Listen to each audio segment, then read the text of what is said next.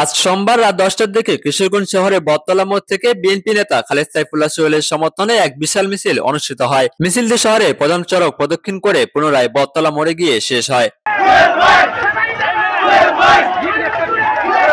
মিছিলে অংশগ্রহণকারীরা ধানের শীষের পক্ষে বিভিন্ন স্লোগান দিতে দিতে শহর জুড়ে উত্তেজনাপূর্ণ পরিবেশ সৃষ্টি করেন। পরে বটতলা মোড়ে অনুষ্ঠিত সংক্ষিপ্ত সমাবেশে বক্তারা বলেন, কিশোরগঞ্জ 1 আসনের মাটি সোহেল ভাইয়ের ঘাঁটি, তিনি দলের একজন ত্যাগী ও নিবেদিত প্রাণ নেতা। বক্তারা আরো জানান, আগামী জাতীয় সংসদ নির্বাচনে বিএনপি থেকে খালেদ সাইফুল্লাহ সোহেলকে প্রার্থী হিসেবে দেখতে চায় স্থানীয় জনগণ। তাদের দাবি, ভিপি সোহেলের কোনো বিকল্প নেই। বিশেষ করে আমি ধন্যবাদ জানাই জেলা বিএনপির সংগ্রামী তথ্য গবেষণা সম্পাদক মুস্তাক আহমেদ শাহিন, সমর বিষয়ক সম্পাদক আমাদের শহীদ চেয়ারম্যান, আমাদের সদর উপজেলার সিনিয়র সহ সভাপতি মাসুদ সোহেল, সাংগঠনিক সম্পাদক ফজলুল আমিন উজ্জ্বল, আমাদের জেলা বিএনপির পৌর বিএনপির সংগ্রামী নেতা পৌর কাউন্সিলর আফতাবউদ্দিন মিলন, মহিনন্দা ইউনিয়নের সভাপতি মুজিবুর রহমান খোকন, মাইরা ইউনিয়নের সভাপতি আবুল কাশেম শুধু প্রতিবাদ করেছেন। আমি জেলখানায় আছি, যতদিন 18 কোটি মানুষের মুক্তি না আসবে ততদিন আমিও জেলখানা থেকে বের হব।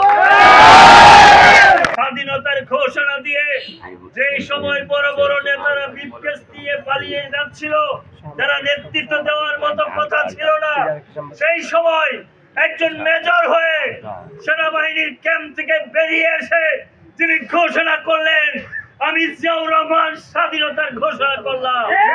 আপনারা ধৈর্য ধরে পর্যবেক্ষণ করে সময় দিতে হবে, এই জন্যে যে আমাদের প্রিয় নেতা তারেক রহমান সাহেব আমাদেরকে ডেকে বলেছেন যে কোনো অবস্থাতেই দলের মধ্যে অনৈক্য সৃষ্টি করা যাবে না, কোনো ধরনের প্রার্থিতা ঘোষণার পরে কোনো আনন্দ মিছিল করা যাবে না, মিষ্টি খাওয়াখাওয়ি করা যাবে না, এই জন্য করা যাবে না। আমরা যেহেতু একটা দল করি সবাই, তবে যেহেতু মুসলমানরা দেশের সংখ্যাগরিষ্ঠ, তাদের কথাও তো সবার সামনে থাকতে হবে নাকি?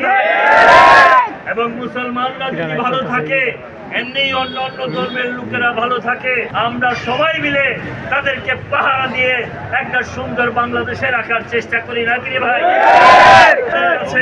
আমার করজোড়ে অনুরোধ থাকবে, কোনো অবস্থাতেই আমাদের নিজেদের মধ্যে যাতে ভুল বুঝাবুঝি না হয়, ঠিক আছে? আর প্রার্থী যেহেতু আমাদের মধ্যেই শক্তিশালী, আমরাই যেহেতু প্রার্থী, আর কোনো প্রার্থী মাঠে দেখা যাচ্ছে না, এই জন্য মনে হচ্ছে যে আমরাই দেশে শক্তিশালী।